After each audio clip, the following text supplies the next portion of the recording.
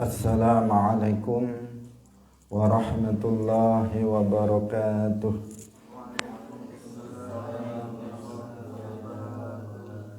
Alhamdulillahi rabbil alamin. Lahu ni'matu wa lahul fadlu wa lahul thana'ul hasan. Wa salawatullahil barrir rahim wal malaikatil muqarrabin ala sayyidina wa maulana Muhammadin wa ala alihi wa ashabihi tayyibin at-tahirin. Allahumma la sahla illa ma ja'altahu sahla wa anta taj'alul hazna idza syi'ta sahla. Allahumma arzuqna al-ikhlasa fi niyyati wal qawli wal amal wa ba'du. Ila Nabiyil Mustafa sallallahu alaihi wasallam wa ikhwanihi minal anbiya'i wal mursalin wa syuhada'i was salihin, khususan ila sultanil awliya Syekh Abdul Qadir Al-Jilani wa Syekh Ahmad Ar-Rifa'i wa Syekh Baha'iddin Naqsyabandi wa Syekhina Abdullah Al-Harari wa ila arwahi muassisi Jam'iyyati Nahdlatul Ulama wa Syekh Muhammad Hashim Ash'ari wa Syekh Bisri Sansuri wa Syekh Abdul Wahab Hasbuwah wa ila arwahi jami'i ahli al-qubur minal muslimin wal muslimat. Al-Fatihah. A'udzu billahi minasy syaithanir rajim. Bismillahirrahmanirrahim. Alhamdulillahi rabbil alamin. Ar-Rahmanir Rahim. Malik yaumiddin. Iyyaka na'budu wa iyyaka nasta'in. Ihdinas siratal mustaqim.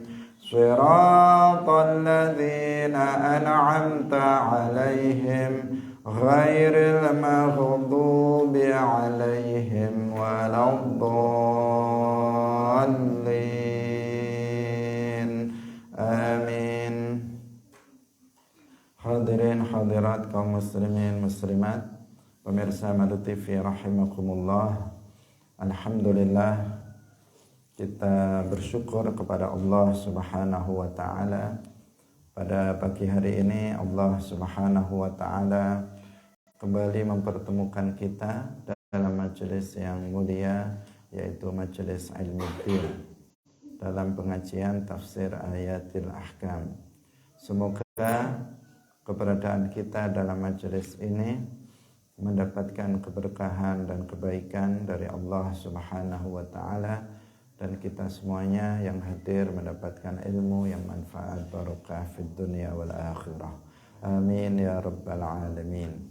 Salawat dan salam semoga tetap terlimpahkan kepada Nabi Agung, makhluk yang termulia, yaitu Nabi Muhammad sallallahu alaihi wasallam, para sahabatnya, keluarganya, serta seluruh umat Islam yang mengikuti beliau ila yaumil qiyamah. Hadirin rahimakumullah, mari kita ikhlaskan niat kita ngaji lillahi ta'ala. Pada pagi hari ini kita akan membahas masih seputar permasalahan zakat, yaitu penafsiran Al-Quran surat At-Taubah ayat 103. Surat At-Taubah 103. Qala Allah Ta'ala, khudh min amwalihim sadaqatan tutahhiruhum wa tuzakkihim biha wa salli alaihim inna salataka sakanun lahum wallahu sami'un alim. Khudh min amwalihim sadaqatan tutahhiruhum wa tuzakkihim biha wa salli alaihim inna salataka sakanun lahum wallahu sami'un alim. Ambillah dari harta mereka zakat yang akan mensucikan mereka dan yang akan mensucikan mereka dengan zakat itu, dan berdoalah kamu untuk mereka. Sesungguhnya doa kamu itu sebagai penenang bagi mereka. Wallahu sami'un alim. Sesungguhnya Allah adalah zat yang maha mendengar dan maha mengetahui. Aslun fi wujubiz zakah. Ayat ini adalah dalil atau dasar yang menjelaskan tentang kewajiban zakat selain ayat-ayat yang lainnya yang sudah kita sebutkan. Qala al-Mawardi fil Hawi fa qawluhu ta'ala khud sharihun fil akhdhi wa tanbihun 'alal wujubi. Al-Mawardi dalam kitab Al-Hawi beliau mengatakan bahwa firman Allah Subhanahu wa taala khud, maka menggunakan fi'il amr yang berarti perintah, khud, ambillah. Ambillah itu adalah sharih, itu jelas dalam hal pengambilan, artinya pengambilan zakat. Wa tanbihun, dan peringatan alal wujub, tentang wajibnya zakat. Jadi khud itu adalah perintah untuk mengambil zakat, dan itu menunjukkan wajibnya zakat. Sehingga dikatakan bahwa ayat ini menjadi dasar atau menjadi dalil tentang wajibnya zakat. Qala Suyuti fil Iklili qawluhu ta'ala wa salli alaihim fihi istihbabud du'ai li muaddiz zakatih.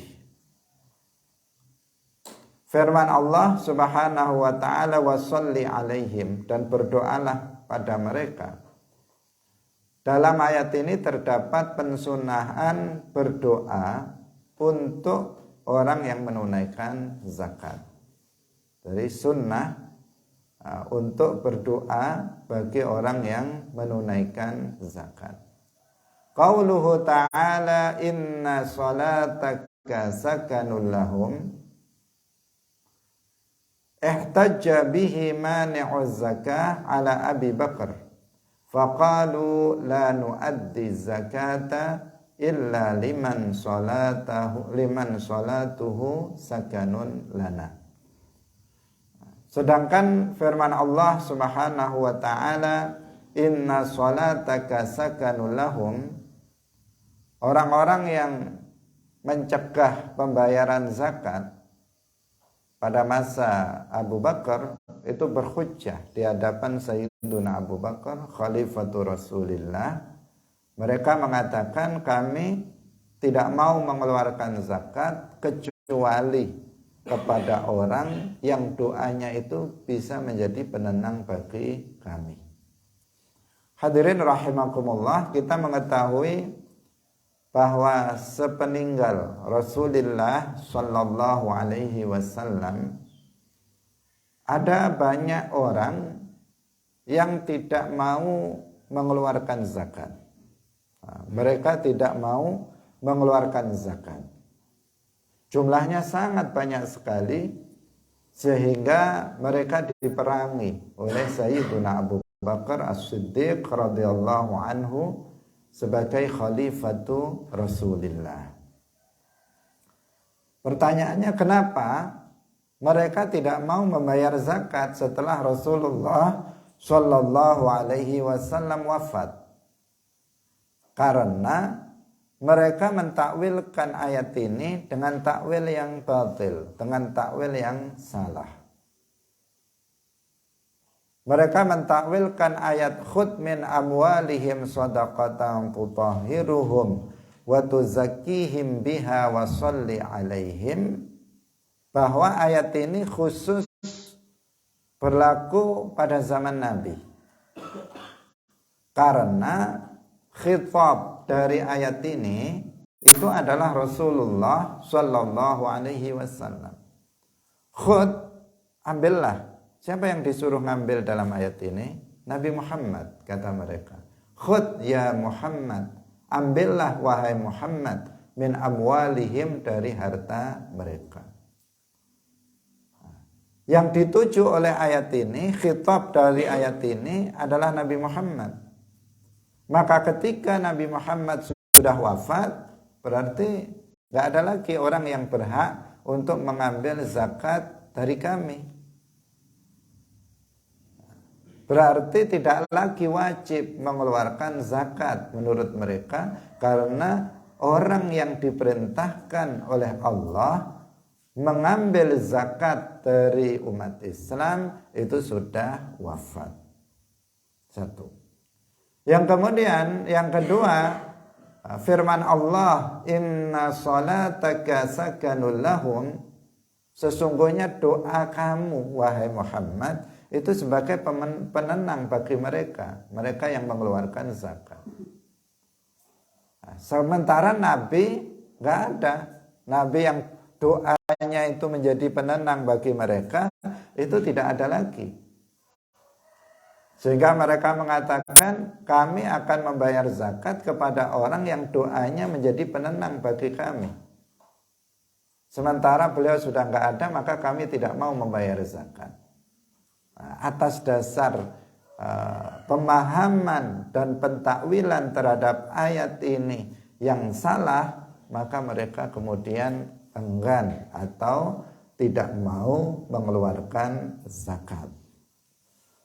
Padahal ayat ini meskipun pada asalnya khitabnya itu adalah untuk Rasulullah, tetapi berlaku umum untuk semua imam, untuk semua a'immah, semua imam, semua khalifah yang datang setelah Nabi. Mereka itu juga berlaku ayat ini, mereka diperintahkan untuk mengambil zakat dari umat Islam untuk kemudian ditasarrufkan kepada orang-orang yang berhak, termasuk Khalifah Rasulullah Sayyiduna Abu Bakar berhak untuk mengambil zakat dari umat Islam untuk ditasarrufkan kepada mereka yang berhak.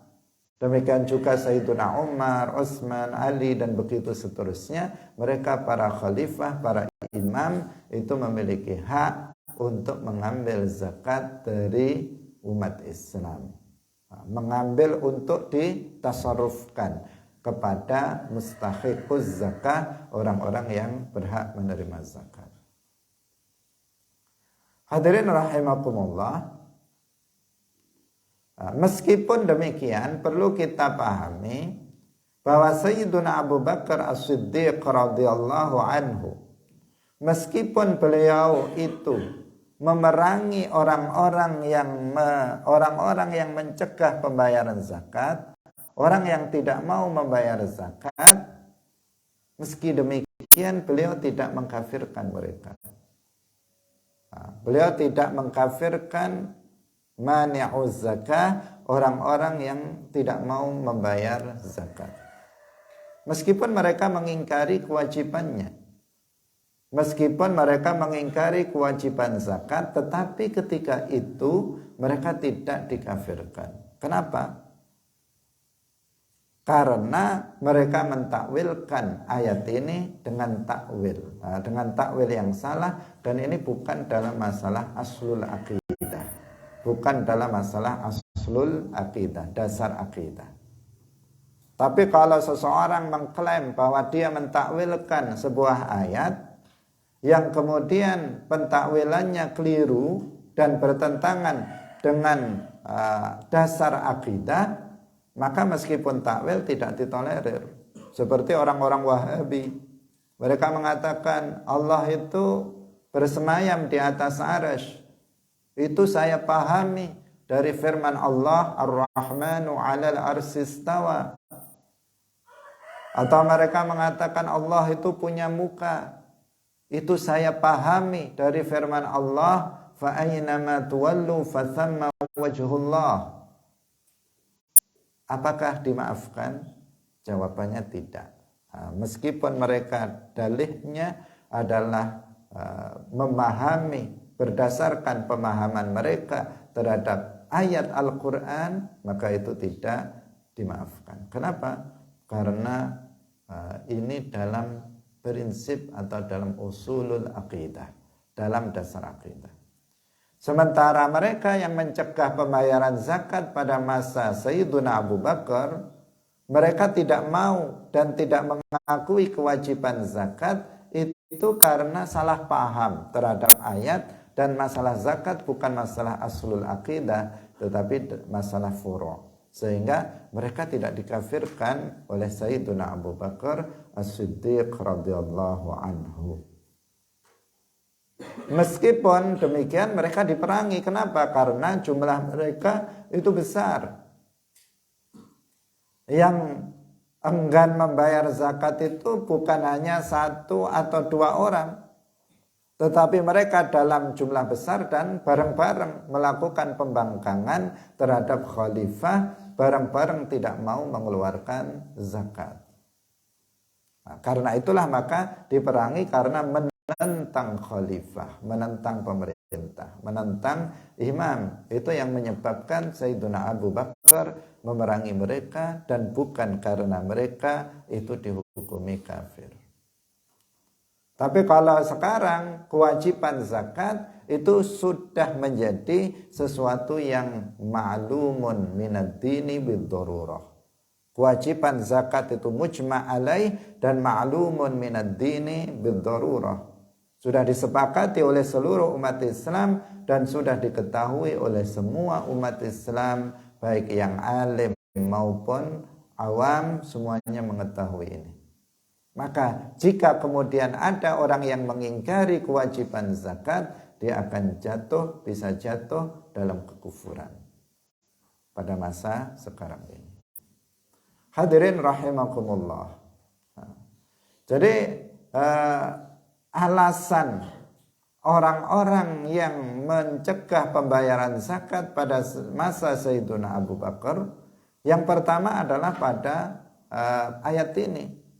Khud, ambillah wahai Muhammad. Nah, Nabi Muhammad udah nggak ada. Ya udah, berarti nggak ada yang berhak mengambil zakat dari kami, kata mereka.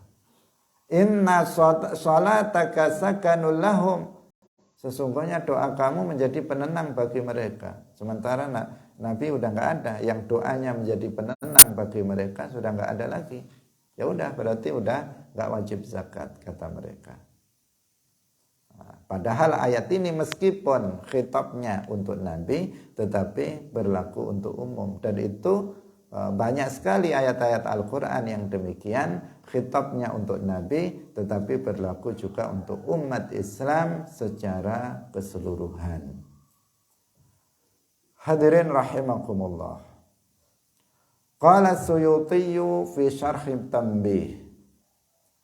Wa in badzala zakata qubilat minhu wal mustahabbu ayud'alahu.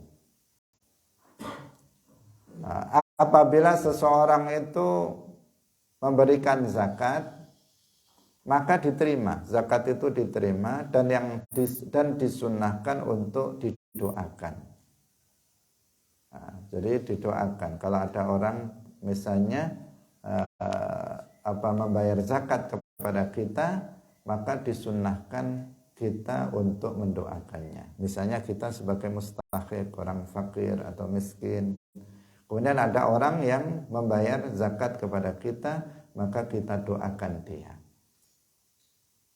Berdasarkan liqaulihi ta'ala khudh min amwalihim shadaqatan tutahhiruhum wa tuzakkihim biha wa shalli alaihim. Wa shalli alaihim ay ud'u lahum. Berdoalah untuk mereka. Fayuqalu ajarakallahu fima a'taita wa baraka laka fima abqaita wa ja'alahu laka tahuran kama stahsanahu Syafi'i radhiyallahu anhu. Bagaimana doanya? Kalau ada seseorang membayar zakat kepada kita sebagai mustahiq, atau ada seseorang menitipkan, mewakilkan pembayaran zakatnya kepada kita untuk ditasarrufkan kepada orang lain, Apa doa yang disunnahkan untuk kita panjatkan untuknya? Kita katakan ajarakallahu fima a'taita. Semoga Allah membalasmu dengan pahala dalam harta yang telah kamu berikan, zakat yang telah kamu berikan. Wa barakalaka fima abqaita. Dan semoga Allah memberikan keberkahan untuk kamu dalam harta yang kamu sisakan. Kamu ada harta, yang satu disisakan, yang satu dikeluarkan zakat untuk zakat. Maka doanya semoga Allah memberikan pahala kepadamu dalam zakat yang sudah kamu bayarkan, dan semoga Allah memberikan keberkahan dalam harta yang kamu sisakan, yang tidak kamu bayarkan sebagai zakat. Wa ja'alahu laka tahuran, dan semoga Allah menjadikan harta yang kamu keluarkan sebagai zakat itu sebagai pensuci diri kamu. Hadirin rahimakumullah, ini sebagaimana dianggap baik oleh Al-Imam Syafi'i radhiyallahu anhu. Itu doanya kita apabila menjadi panitia zakat misalnya, untuk sebagai wakil dari muzakki untuk mengeluarkan zakat kepada mustahiqnya, atau kita mustahiq yang langsung diberikan zakat oleh muzakki, maka kita berdoa dengan doa tersebut. Ajarakallahu fima a'taita wa barakalaka fima abqaita wa ja'alahu laka tahuran. Hadirin rahimakumullah. Sekarang kita bergeser pada kitab Nihayatul Muhtaj. Qala Ramliyu fi Nihayatil Muhtaj, walahu an yu'addiya binafsihi zakatal mali al-batini, wa huwa naqdu wa ardu tijarati warrikazu kama marra li mustahiqiha wa in talabahal imamu. Wa laysa lil imami ayyutalibahu biqabdhiha bil ijma'i kama fil majmu'i. Fa in ulima min syakhsin annahu la yuaddiha aw la yuaddi nahwa kafaratin, lazimahu an yaqula lahu idfa bi nafsika aw ilayya li ufarriqaha izalatan lil munkari inda tadyiqi dzalika. Al-Imam Ar-Ramli dalam kitab Nihayatul Muhtaj, beliau mengatakan seseorang itu boleh membayarkan zakatnya sendiri, dibayarkan sendiri langsung kepada mustahiqnya tanpa melalui amil, tanpa melalui pemerintah, tanpa melalui panitia zakat. Tapi dia boleh untuk membayarkan zakatnya sendiri, yaitu zakatul mal yang disebut dengan zakatul mal al-batin, yang terdiri dari naqad, yaitu zakat emas dan perak, kemudian barang dagangan dan rikaz.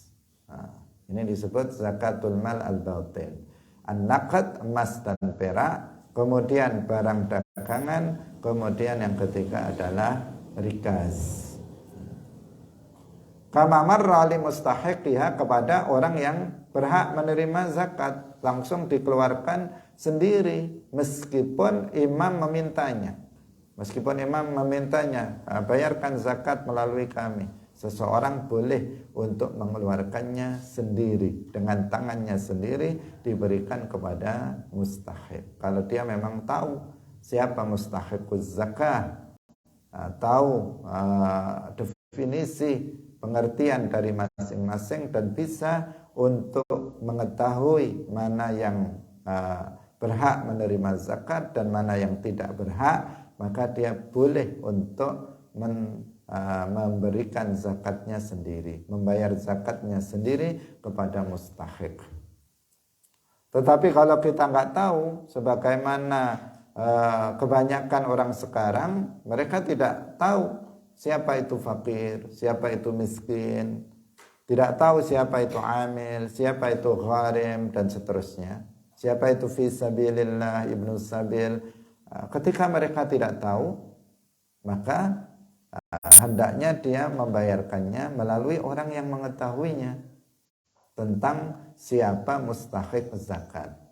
Karena jika dia tidak tahu siapa saja mustahik zakat, kemudian dia langsung mengeluarkannya sendiri tanpa bertanya kepada orang yang alim, maka zakatnya terancam untuk tidak sah. Seperti yang dilakukan oleh banyak orang sekarang, ada orang yang membayar zakat langsung diberikan untuk anak yatim. Ada orang yang membayar zakat diberikan untuk pembangunan masjid, musholla, dan seterusnya, pembangunan pondok pesantren dan seterusnya. Padahal itu sesuatu yang tidak dibenarkan. Itu akibat apa? Tidak faham. Dia mengeluarkan zakat sendiri dan dia tidak memahami pentasarufannya. Kalau kita nggak tahu siapa mustahik zakat, maka diberikan atau diwakilkan kepada orang lain untuk bisa menerima dan mentasarufkan zakat itu kepada mustahiquz zakah.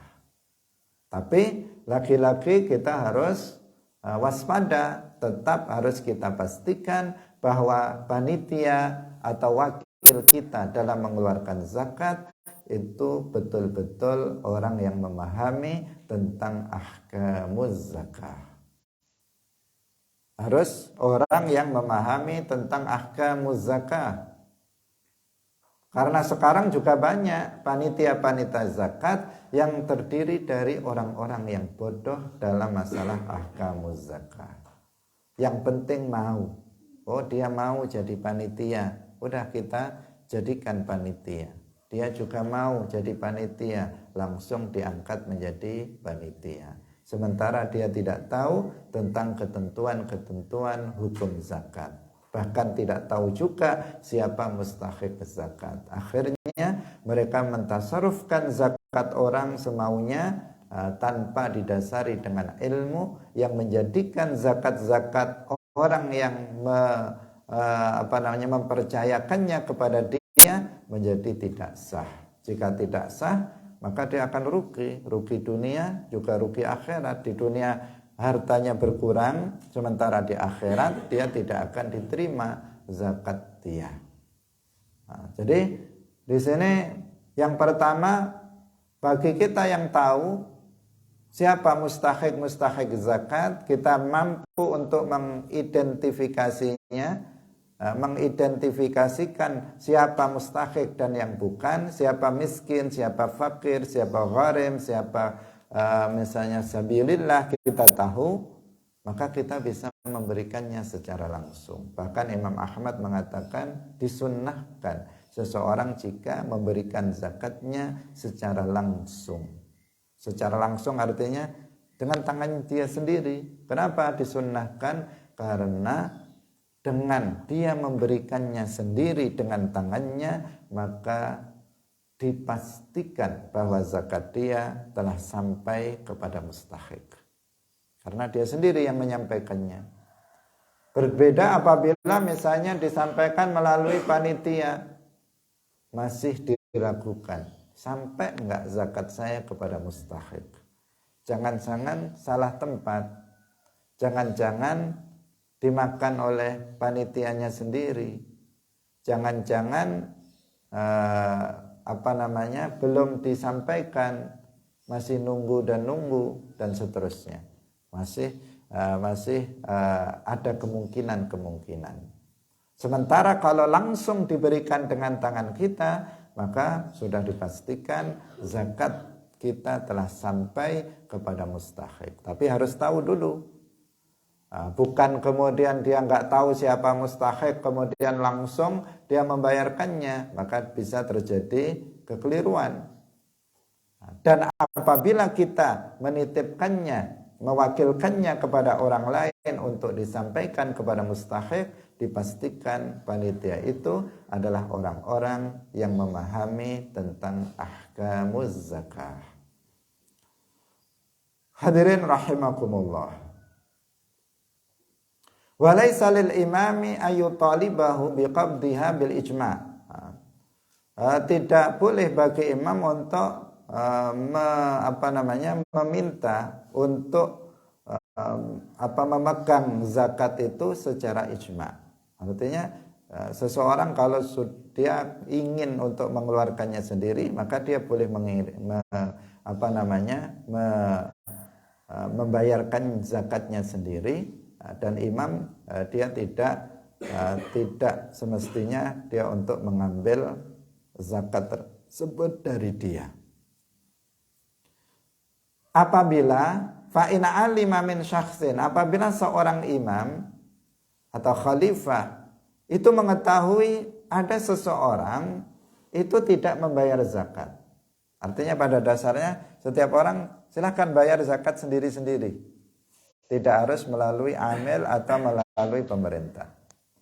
Tapi kalau imam itu tahu bahwa ada di antara umat Islam itu yang tidak membayar zakat, atau dia tidak membayar semacam kafaroh, tidak mau membayar zakat atau tidak mau membayar kafaroh, maka wajib bagi imam itu untuk berkata kepada orang yang tidak mengeluarkan zakat tersebut, idfa binafsika au ilayya liufarriqaha. Wajib bagi imam itu untuk mengatakan, bayarlah zakat, kamu bayar sendiri silahkan, atau kamu berikan kepadaku untuk aku berikan kepada orang yang berhak. Imam mengatakan seperti itu.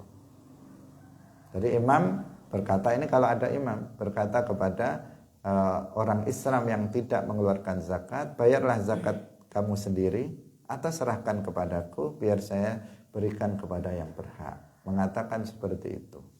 Bagi siapa? Bagi imam. Izalatan lil munkar inda tadyiqi dzalika. Ini adalah rangka untuk menghilangkan kemungkaran, karena ketika seseorang itu tidak mengeluarkan zakat padahal dia tergolong sebagai orang yang berhak untuk mengeluarkan zakat, berarti dia telah melakukan kemungkaran. Untuk menghilangkan kemungkaran itu, maka seseorang berkata kepada orang yang tidak mengeluarkan zakat itu, bayarlah zakat kamu. Kamu bayar sendiri atau kamu berikan kepada saya biar aku berikan kepada yang berhak. Wa kadza adh-dhahir wa huwa an-na'am wal mu'asyaru wal ma'din. Kemudian yang harta zakat yang zahir, tadi ada zakat harta yang batin, emas perak, kemudian barang dagangan dan rikas. Sekarang ada yang disebut dengan mal zakat zahir, yaitu binatang ternak. Binatang ternak, kemudian barang tambang dari emas dan perak, kemudian adalah hasil-hasil pertanian dan buah-buahan. Fil jadidi qiyasan alal batin, itu juga dalam qaul jadid dalam mazhab Syafi'i itu juga sama dengan zakatul mal al-batin. Artinya boleh bagi seseorang untuk memberikan zakatnya secara langsung, diberikan sendiri tanpa melalui orang lain. Ini menurut qaul jadid dikiaskan kepada zakatul mal al-batin. Qala fil qadimi, Al-Imam Syafi'i berkata dalam pendapat Al-Qadim, yajibu sarfuha ilal imami aw naibihi. Untuk zakatul mal az-zahir itu wajib untuk mentasarrufkannya kepada imam atau wakilnya. Liqaulihi ta'ala khudh min amwalihim shadaqatan. berdasarkan firman Allah, khudh min amwalihim shadaqatan al-ayah wa zahiruhu al-wujub, dan zahir dari ayat ini adalah wajib. Tadi Al-Imam Syafi'i kita mengetahui memiliki dua qaulani. Ada al-qaulul jadid, ada al-qaulul qadim.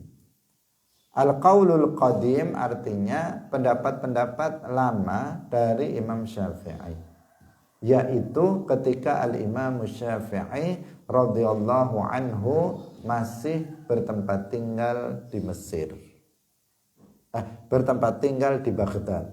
Ketika Rasulullah masih bertempat tinggal di Baghdad, itu qaulnya disebut dengan al-qaulul qadim.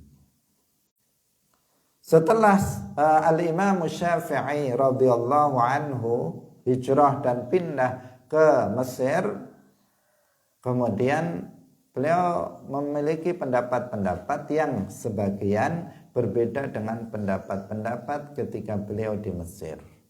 Qaul itu namanya al-qaulul jadid. Al-qaul al-jadid, yaitu pendapat yang baru. Nah, dalam masalah ini ada perbedaan Al-Imam Syafi'i tentang apakah zakat itu, khususnya di sini zakatul mal az-zahir, itu boleh diberikan secara langsung oleh muzakki kepada mustahiq atau harus melalui imam, atau wakilnya. Al-qaulul jadid mengatakan bahwa boleh bagi seseorang untuk memberikannya secara langsung kepada mustahiq. Tetapi menurut al-qaulul qadim harus atau wajib untuk ditasarrufkan melalui imam atau wakilnya. Dasarnya adalah firman Allah Subhanahu wa taala, khudh min amwalihim shadaqatan. Ambillah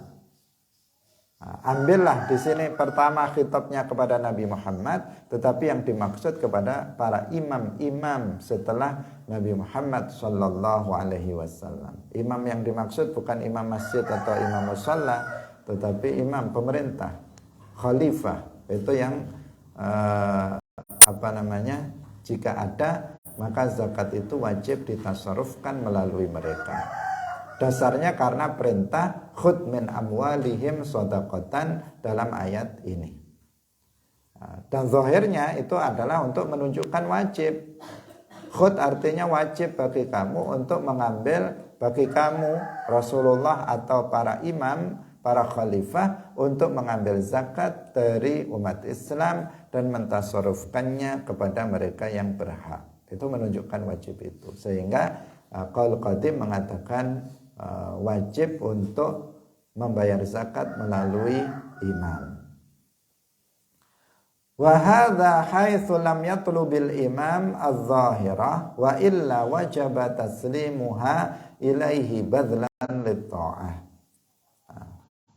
Ini jika imamnya itu tidak minta. Apabila imamnya itu minta, maka dia wajib untuk menyerahkannya kepada imam sebagai bentuk ketaatan kepada seorang imam.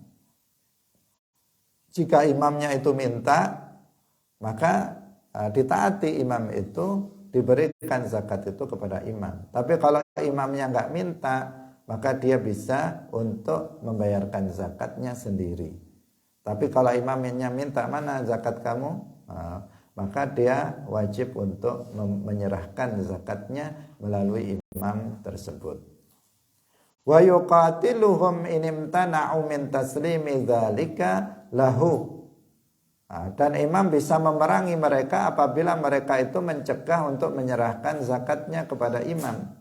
Wa in qalu nusallimuha limustahiqiha, meskipun mereka mengatakan kami akan serahkan zakat ini kepada orang yang berhak sendiri.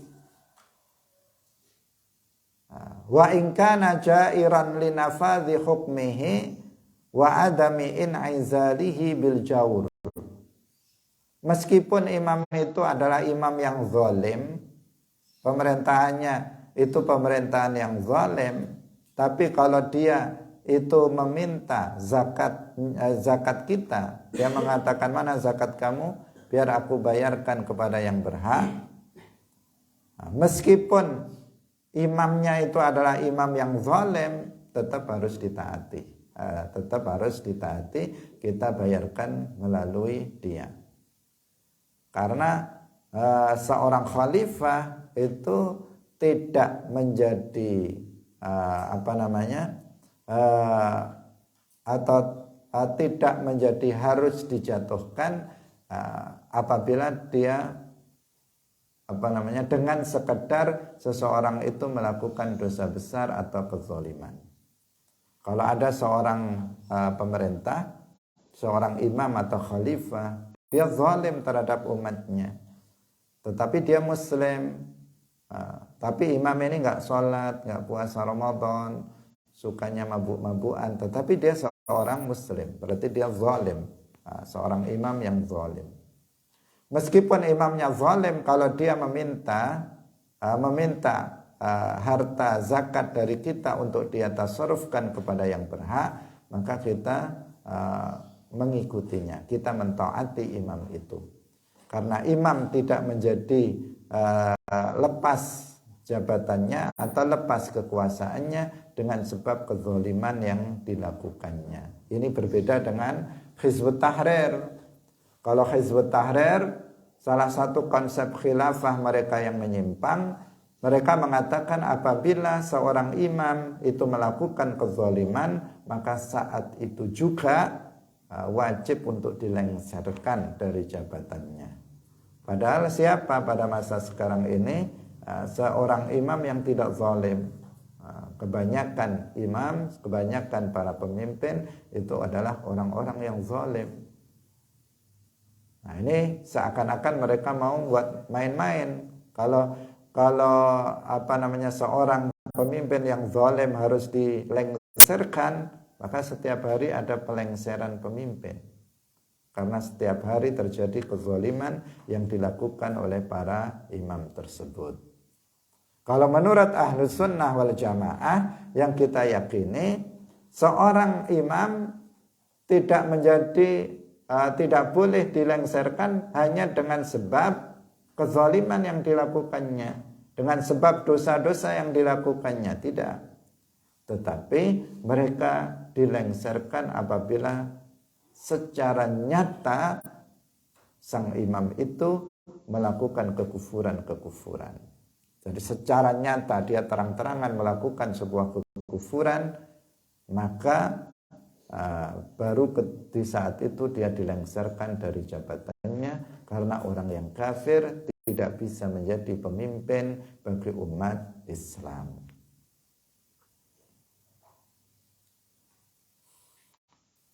Bi khilafi zakatil mal al-batin idh la nadhara lahu fihi. Beda dengan zakatul mal al-batin yang tadi yang pertama, maka itu sudah jelas di awal ditegaskan boleh bagi seseorang untuk membayarkan zakatnya sendiri. Jadi kalau itu emas perak, zakat emas perak, boleh dia untuk mentasarufkannya sendiri. Kalau zakatnya itu berupa harta dagangan, boleh dia mentasarufkannya sendiri. Atau berupa rikas, maka dia boleh untuk membayarkannya sendiri kepada mustahiq. Tetapi kalau zakat malnya, zakatul malnya itu berupa yang disebut dengan zahir, yaitu binatang ternak, kemudian hasil pertanian, buah-buahan dan hasil tambang, maka itu ada khilaf di antara para ulama. Ada yang mengatakan wajib melalui imam, diserahkan kepada imam. Ada yang mengatakan boleh bagi seseorang untuk menyerahkannya sendiri tanpa melalui imam. Hadirin rahimakumullah. Satu lagi kita baca tafsir An-Nasafi. Qala An-Nasafi fi tafsirihi khudh min amwalihim shadaqatan.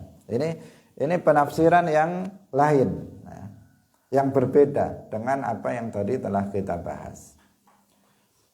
Dalam hal ini shadaqatan itu diartikan kafaratan li dzunubihim wa qila hiya zakah.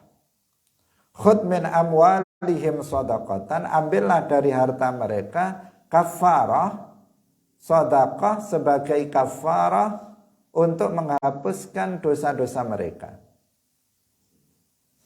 Jadi sedekah bukan zakat, ini menurut satu penafsiran, tetapi sedekah yang akan berfaedah untuk menghapuskan dosa-dosa mereka. Waqilah hiya zakah, menurut sebagian pendapat sedekah yang dimaksud adalah zakat. Tutahhiruhum anidz dzunub, yang zakat itu akan mensucikan mereka dari dosa. Wa huwa sifatun li shadaqah. Jadi tutahhiruhum itu adalah sifat dari sedekah. Wa ta'ulil khitab aw li ghaibatil muannas. Taknya itu lil khitab, tutahhiruhum, berarti anta tutahhiruhum, aw li ghaibah til muannas, untuk ghaib berarti domirnya hiya. Domirnya hiya, tutahhiruhum, yang dia mensucikan mereka atau yang kamu mensucikan mereka. Bisa khitab, bisa ghaibah. Wa ta'u fi wa tuzakkihim lil khitab, sedangkan untuk tak pada tuzakkihim, lafaz tuzakkihim, tak yang merupakan salah satu huruf mudhara'ah itu lil khitab, karena tak di depan itu ada kalanya lil khitab, ada kalanya lil ghaibat.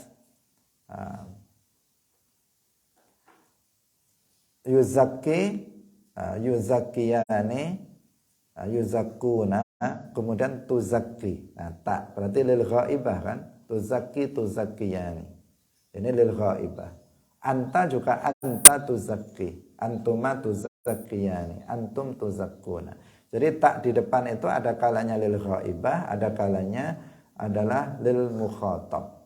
Nah, di sini lil mukhatab atau lil ghaib. Kalau untuk tutahhiruhum itu sebagian ulama mengatakan lil khitab, sebagian ulama mengatakan lil ghaibah. Tutahhiruhum, kalau lil khitab berarti kamu mensucikan mereka. Kalau lil ghaibah berarti dia mensucikan mereka. Zakat itu akan mensucikan mereka. Sementara waktu zakihim itu sepakat lil khitab, itu adalah untuk khitab, artinya waktu zakihim, dan kamu mensucikan mereka. Tidak, bukan maknanya untuk ghaibah. La mahalata biha bis sadaqah wa tazkiyatu mubalaghatun fit tadhhir. Tazkiyah itu juga mensucikan, tadhhir juga mensucikan. Kan ada dua ini, wa tutahhiruhum wa tuzakkihim. Nah, tutahhiruhum wa tuzakkihim biha.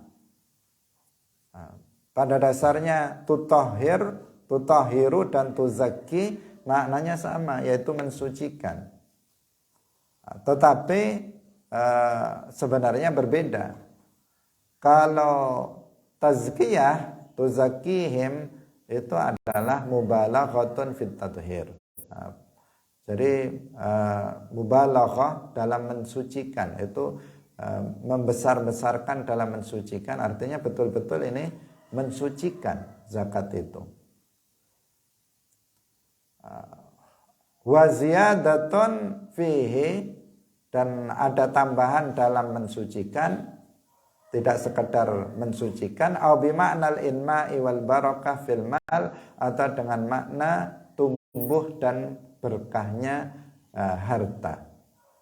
Wa shalli alaihim wa'tif alaihim bid-du'a'i lahum wa tarham. Kamu berlaku lemah lembutlah kepada mereka dengan doa, dengan doa. Wa sunnah ayad'u al-musaddiqu, dan yang sunnah orang yang musaddiq, Musaddiq itu orang yang yang mentasarufkan zakat. Dia imam atau seseorang yang menjadi wakil muzakki, itu musaddiq. Kalau orang yang mengeluarkan zakat namanya mutasaddiq. Mutasaddiqu atau musaddiqu. Musaddiqu itu kalau orang yang mengeluarkan zakat. Musaddiqu atau mutasaddiqu. Kalau musaddiqu artinya adalah orang